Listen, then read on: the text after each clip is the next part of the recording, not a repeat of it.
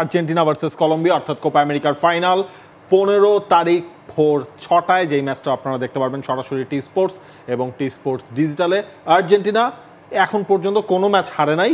Colombia তারাও আসলে unbeaten থেকেই এই কোপা আমেরিকার ফাইনালে উঠলো। এমিলি ভাই, মানে সবচেয়ে ডিজার্ভিং দুটা দল, মানে একটা জমজমাট ম্যাচ হবে, মানে মাঠের লড়াই, মাঠের মধ্যে হাতাহাতির লড়াইটাও হবে, কারণ দুটা দলই ফিজিক্যাল ফুটবল খেলে, মানে একদম উত্তেজনায় ঠাসা।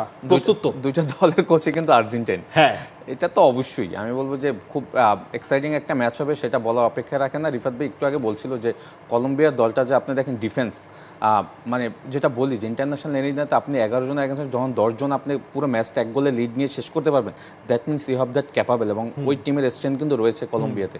এবং ইয়ারা মিনাকে কখন নামিয়েছে 75 মিনিটসের পরে, এর আগে কিন্তু নামায়নি। এর আগে পর্যন্ত কিন্তু তারা দেখবেন লুইস দিয়াস আরও 2-3 জন প্লেয়ার কিন্তু মানে অপোনেন্ট থার্ডে গিয়ে কিন্তু প্রেস করেছে, বল নিয়েছে, অ্যাটাক সাজিয়েছে।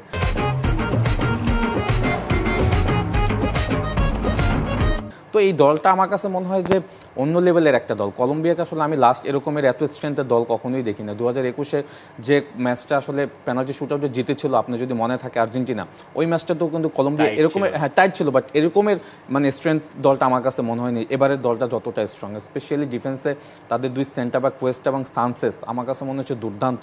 এবং একজন প্লেয়ারের কথা আমার স্পেশালি বলতে হয়, সেটা হলো জেফারসন লারমা, মানে দুর্দান্ত। হ্যাঁ, ডিফেন্সিভ মিডফিল্ডার, মানে মিডফিল্ড থেকে আসলে ব্লকগুলি এত সুন্দর তৈরি করে, অ্যাট দ্য সেম টাইম তার সেট পিস দুটা গোল কিন্তু তিনি করে ফেলেছে। সুতরাং মানে দলে কিন্তু অনেক ম্যাচ উইনিং প্লেয়ার আছে, এবং একজন প্লেয়ারের কথা তো আমরা আসলে বলবো, এবং আমার মনে হয় যে আপনারা দুজন আরও ভালো বলবেন, জেমস রড্রিগেজের কথা। মানে এই কলম্বিয়া দলটাতে মানে জেমস রড্রিগেজ মানে আমার তো মানে মনে করেছিলাম সে হারিয়ে গিয়েছে, এবং স্কোয়াডে থাকবি কিনা খেলবি কিনা সেটাও কিন্তু তো আমরা ওরকমের চিন্তা করিনি। বাট আপনি দেখেন ক্লাব ফুটবলে তার অ্যাবসেন্সের পরে জাতীয় দলে এসে আসলে যে ডেলিভারিগুলি সে দিচ্ছে, আমার কাছে মনে হয় যে এইটা কলম্বিয়ার জন্য বড় একটা স্ট্রেংথের জায়গা।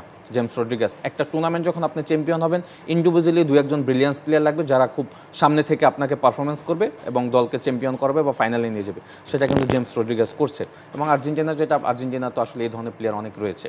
আর আমি বলবো যে কলম্বিয়া দুর্দান্ত একটা দল। মানে জেমস রড্রিগেজ 5টা ম্যাচ খেললেন, 6টা অ্যাসিস্ট করেছেন, 1টা গোল করেছেন, সব মিলিয়ে 4টা ম্যাচে ম্যান অফ দ্য ম্যাচ হয়েছে। মানে হামেস রড্রিগেজ যে এবারে টুর্নামেন্টের প্লেয়ার অফ দ্য টুর্নামেন্ট হতে যাচ্ছেন, এটা মনে হয় এখনই বলে দেওয়া যাচ্ছে। স্পেশালি আরেকটা ম্যান অফ দ্য ম্যাচের ট্রফি যেহেতু তার কাছে গেছে, যদিও এইটা বোধহয় না গেলেও পারতো, আজকের ম্যাচে তিনি তার সেরাটা দেওয়ার সুযোগ তো পান নাই, খুবই স্বাভাবিক। এবং তাকে যে আনলক করার ব্যাপারটা, এই হামেস রড্রিগেজকে দেখে যে আমাদের 2014 সালের কথা মনে হচ্ছে, সেই যে ব্রাজিল ওয়ার্ল্ড কাপের হামেস রড্রিগেজ, যেখান থেকে তার উত্থান, এরপর রিয়াল মাদ্রিদে যাওয়া, মানে রাতারাতি সুপারস্টার, সেখান থেকে পড়ে যাওয়া বায়ার্ন মিউনিখ থেকে এভারটন থেকে এতই নেমে যাওয়া যে তাই একটা সময় ক্লাবও পাচ্ছিলেন না, এখন ব্রাজিলের লিগে খেলছেন। চেহারায়ও বয়সের ছাপ তেমন পড়ে নাই, তাই না? হামেস রড্রিগেজ বয়স ওই একই, মানে কি তেমন না আসলে, মানে 32 এই কি মানে বয়সই হয় না। আমরা শুধু একটা মানুষের বুড়া বলি, মানে আমি নিজের বয়স হিসাব করে বলতেছি এই যে আমার আপনার কাছাকাছি। কিন্তু হামেশ একটু আরেকটু থাকি যে যে কাজটা তিনি এবার ভালো মতো করছেন, আমার কাছে মনে হয়েছে যে কলম্বিয়ার কোচ যেটা বুঝেছেন, যত যাই হোক, যত তার দলে ডেভিড লুইস থাকুক আর যাই থাকুক, তার দলের মূল প্রাণ হতে হবে এই নাম্বার 10-কে। এবং তিনি এমন একটা ফরমেশন সাজিয়েছেন যেখানে তিনি তার নাম্বার 10-এর কাছ থেকে সেরাটা বের করতে পারেন। এবং ওই যে মুনোজের কথা বলা হচ্ছে না, মুনোজ যে কাজটা করছেন, মুনোজ উইডথ দিচ্ছেন যখন দল তিনি সামনে যাচ্ছেন, এবং এই কারণে তিনি যখন এদিকে অ্যাট্রাক্ট করছেন, তখন হামেস রড্রিগেজ মোটামুটি ফাঁকা মাঝের দিকটায় জায়গা পাচ্ছেন, এবং যেটা তার অপারেশনের জায়গা ওইটা, এবং ওই সাইডটা, এই ব্যাপারটা হামেস রড্রিগেজকে খুবই কাজে দিয়েছে। আপনি টুর্নামেন্টে ফাইনালে রেজাল্ট যাই আসুক না কেন, আমার মনে হয় যে এই টুর্নামেন্টের প্লেয়ার অফ দ্য টুর্নামেন্ট বা বেস্ট প্লেয়ার হবেন হামেস রড্রিগেজ। এই জায়গায় এমনি ভাই, যেহেতু কলম্বিয়ার নেক্সট ম্যাচের প্রতিপক্ষ আসলে আর্জেন্টিনা, এই হামেস রড্রিগেজকে তো আটকাতে হবে আর্জেন্টিনাকে। মানে তিনি যেই পিক ফর্মে রয়েছেন, তার ক্যারিয়ারেরই আমরা যদি বলি, সেই ক্যারিয়ারে বেস্ট ফর্মে রয়েছেন, এটা আর্জেন্টিনার জন্য আসলে কতটা চ্যালেঞ্জ হবে? কারণ আপনি আর্জেন্টিনার সবগুলো ম্যাচ দেখেছেন, এই নতুন হামেস রড্রিগেজকেও দেখলেন এবারের কোপা আমেরিকায়।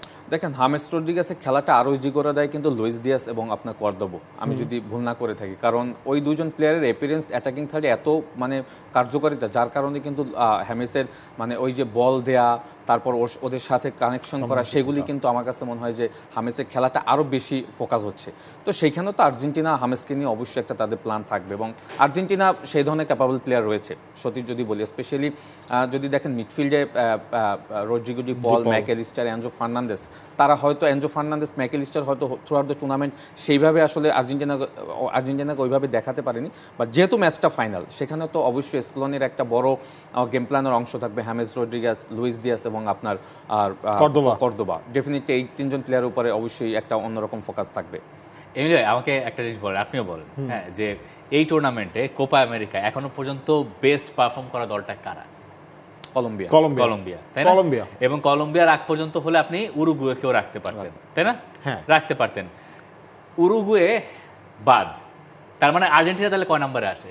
আর্জেন্টিনা 3 নম্বরে আসবে। 3 নম্বরে আসবে। তাহলে আর্জেন্টিনা যে পাশ দিয়ে ফাইনালে উঠলো, এখনো পর্যন্ত আর্জেন্টিনা তাদের সেরাটা তাদের খেলতে হয় নাই, বা তারা খেলেও নাই, বা তারা পারেও নাই, বা ধরনের হচ্ছে টাফ ম্যাচ ছিল ইকুয়েডরের সাথে টাই, বা তারা পারেও নাই, ইকুয়েডরের সঙ্গে টাফ ছিল, বা তারা পারেও নাই, এটাও মেনে নেই। ঠিক আছে, ওয়ার্ল্ড চ্যাম্পিয়ন আর্জেন্টিনা ফেভারিট কলম্বিয়ার সঙ্গে, কিন্তু টুর্নামেন্টের বিচারে কলম্বিয়াই তো এগিয়ে। না, আপনি যদি 2021-এর ওই কোপা আমেরিকাটা দেখেন, সেখানেও কিন্তু আর্জেন্টিনা যে চ্যাম্পিয়ন, খুব যে ভালো ফুটবল খেলে চ্যাম্পিয়ন হচ্ছে কিন্তু সেটা বলা যাবে না। আর্জেন্টিনা দলটা এরকমই যে আপনি ভালো খেলেন, খারাপ খেলেন, দেখার ম্যাচ জিততে হবে, চ্যাম্পিয়ন হতে হবে, এরকম একটা মেন্টালিটি তারা তৈরি করে ফেলেছে। এবং ব্যাক টু ব্যাক লাস্ট 2টা ম্যাচ যদি দেখেন কানাডা এবং ইকুয়েডরের, আমরা তো আসলে আর্জেন্টিনাকে ওই ফুটবল ম্যাচ খেলতে দেখিনি যেটা তারা 2022 ওয়ার্ল্ড কাপে খেলেছে। প্রত্যেকটা ম্যাচে তারা ভালো খেলছে, বাট লাস্ট 2টা ম্যাচে আপনি যদি কানাডার সাথে ফার্স্ট 20 মিনিটস দেখেন, আমার কাছে মনে হচ্ছে ম্যাচটা আজকে হারবে, এরকম একটা আমার মনে হয়েছিল। ইকুয়েডরের সাথে আমার এনার ভ্যালেন্সের ওই সময় যদি আপনার একাক হয়ে যায়, যে প্রেসার তারা ক্রিয়েট করেছিল, আমার কাছে কেন 90 মিনিটে যে হেডটা হলো তো গোল হয়, এটা যদি সোজা সে ধরতে পারতো গোল হয়ে যেত। তো সুতরাং আমার কাছে মনে হয় যে আর্জেন্টিনার স্ট্রাইকিং টাইমটা তারা পার করে আসছে। ফাইনাল ম্যাচ যখন আসে আর্জেন্টিনা আসলে অন্যরকম আর্জেন্টিনা হয়ে যায়। এটা এই কারণে বললাম 2000 লাস্ট কোপা আমেরিকা তো ফাইনাল ম্যাচে যদি দেখেন তারা, হ্যাঁ, তো ওই জায়গাগুলি আসলে আর্জেন্টিনাকে আপনি কোনোভাবেই ছোট করার সুযোগ নেই।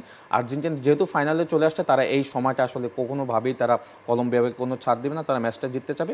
বাট ম্যাচটা যে দুর্দান্ত একটা ম্যাচ হবে সেটা আমরা আশা করতেই পারি। হামেস রদ্রিগেজ কি সেই ম্যাচে গোল করবে? আপনার এখন হামেস রদ্রিগেজ গোল করার চেয়ে আমি যেটা জানতে চাই, গোল টোল চেয়ে হামেসকে নিয়ে আলাদা প্ল্যান আপনি বলছিলেন যে থাকবে আর্জেন্টিনা কোচের। আর্জেন্টিনার এই যে দলটা সেদিনও যেটা নামানো হলো কানাডার সঙ্গে, প্রপার সিডিএম নাই। হামেসকে যখন আপনি মোকাবেলা করছেন তখন কি একটা প্রপার সিডিএম এর মানে প্রয়োজনীয়তা আছে? মানে হাউ ডু ইউ ডিফেন্ড, মানে ওই জায়গায় কি তাহলে মানে আলটিমেটলি রদ্রিগো ডি পলকে কি নামিয়ে দেয়া হবে কিনা? রদ্রিগো ডি পল খেলেন কিন্তু দেখা যায় ম্যাক্সিমাম টাইমে হচ্ছে রাইট সাইডে তিনি খেলবেন। স্কোলেনের একটা গেম প্ল্যানের অংশ থাকবে অবশ্যই হামেস, বাট এই নয় যে হামেসের সাথে একজন প্লেয়ার সারাক্ষণ লেগে থাকবে, এইটা আর্জেন্টিনা কখনোই যাবে না। হামেস যেটা করে, হামেস তো আসলে ফ্রিকোয়েন্টলি মানে রোটেট করে তার জায়গা, তো ওই যেটা হবে যে জায়গাতে থাকবে ওই মার্কিং এর যে ম্যানটা থাকবে সেটা হয়তো প্রপার তাকে হ্যান্ডেল করতে হবে। আদারওয়াইজ কিন্তু হামেসকে আপনি কোনোভাবেই কিন্তু হ্যান্ডেল করতে পারবেন না, বিকজ হামেস দেখবেন যে অনেক সময় ডিফেন্স থেকে শো বল নাই, অনেক সময় মিডফিল্ডের মাঝখান জায়গাতে তো বল না, এবং অ্যাটাকিং থার্ডেও সে বল নেওয়ার চেষ্টা করে। তবে আমার কাছে মনে হয় একটু অ্যাড করি যে ডেভিড লুইজের যে অ্যাটাকিং থ্রেড, তার যে স্পিড, আলফোনসো ডেভিস যেরকম একটু ঝামেলায় ফেলেছেন ফার্স্ট ম্যাচে স্পেশালি কানাডার সঙ্গে আর্জেন্টিনা, এই কাজটা আর্জেন্টিনার জন্য চিন্তার একটা বিষয়। অবশ্যই ডেভিড লুইজ যেখান দিয়ে দৌড়াবেন ওই জায়গায় আর্জেন্টিনার যিনি খেলবেন রাইট ব্যাকে। আরেকটা ব্যাপার এইখানে যে হামেসকে নিয়ে আমরা এত কথা বলছি, ওই যে মুনস্ত যিনি রেড কার্ড দেখলেন, যে কারণে আহাম্মকগিরি বলেছি, তিনি তো ফাইনালে নাই। তো তিনি যখন ফাইনালে নাই তখন কি হামেসের সেরাটা বের হবে কিনা? অনেকে ধারণা করছেন সেকেন্ড হাফে হামেস রদ্রিগেজের সেরাটা বের হয় নাই এই ম্যাচে উরুগুয়ের সঙ্গে, তার পেছনে কারণ ছিল রাইট ব্যাকের না থাকাটা। For more updates, subscribe to our YouTube channel and click on the bell icon. Follow us on Facebook and Instagram. Download T-Sports app to enjoy exciting games and highlights. Visit tsports.com.